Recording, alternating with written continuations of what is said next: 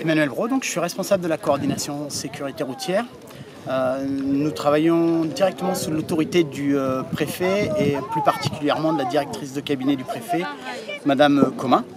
Alors pourquoi notre présence sur des temps de vélo? C'est parce que la pratique du vélo est un moyen de déplacement qui se développe énormément en France. Beaucoup de structures, beaucoup de choses ont été faites pour la pratique du vélo, que ce soit en ville ou en milieu rural. Notamment avec les zones 30, zones de rencontre, les voies pour vélo, les contresens cyclables, beaucoup de choses comme ça. Par contre, on a toujours autant d'accidents, notamment mortels en France. Nous savons 4% des tués sur la route sont des cyclistes. Donc il est important que la sécurité routière soit présente sur des grands événements comme la Loire à vélo.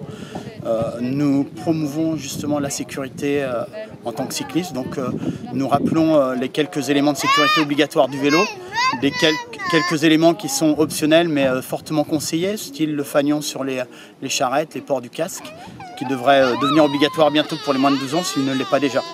Je ne sais plus trop s'il l'est déjà ou s'il devient bientôt obligatoire.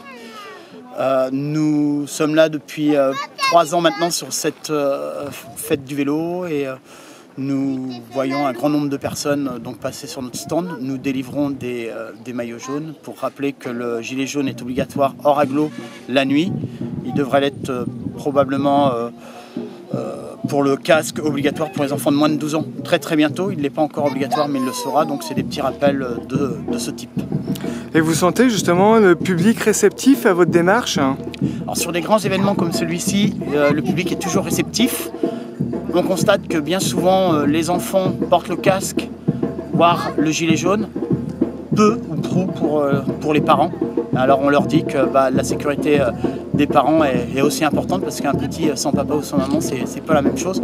Donc ils sont assez réceptifs. Après sur les temps comme aujourd'hui ils le mettent, maintenant on les voit un peu moins en ville.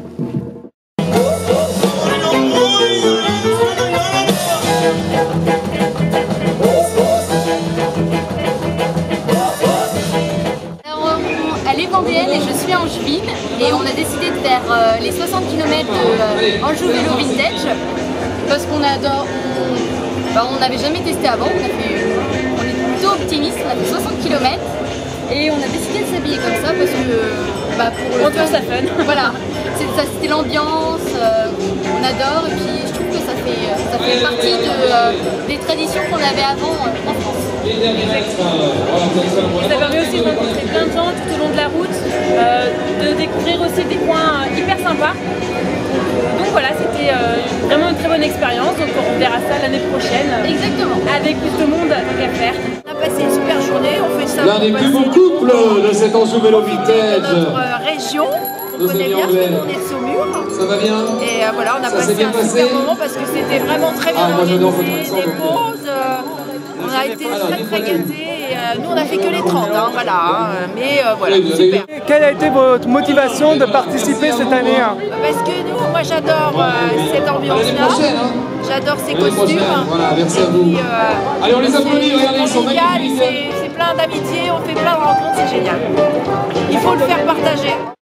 Nous sommes venus cet après-midi avec la Vaginale, la fanfare médecine de la faculté de Toulouse.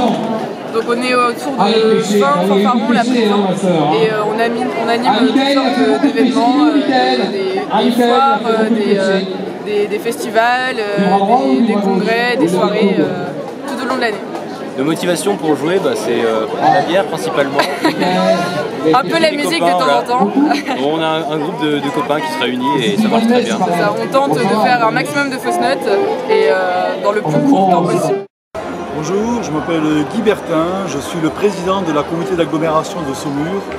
Et c'est vrai que nous sommes avec la ville de Saumur, nous sommes donc les organisateurs de ce vélo vintage, puisqu'il a été initié depuis 6 ans par le Conseil général.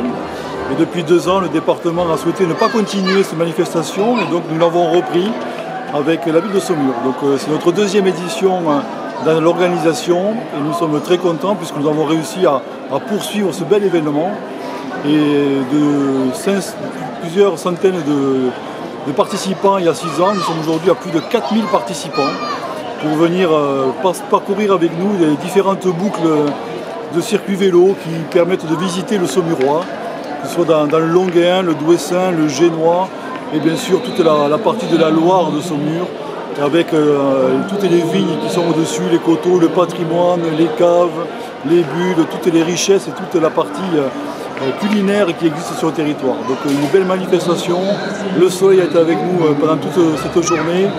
Hier également avec le village et la course authentique qui a réuni plus de 150 passionnés, des grandes boucles avec plus de 130 km parcourus à la fois sur le bitume mais également sur les chemins de terre.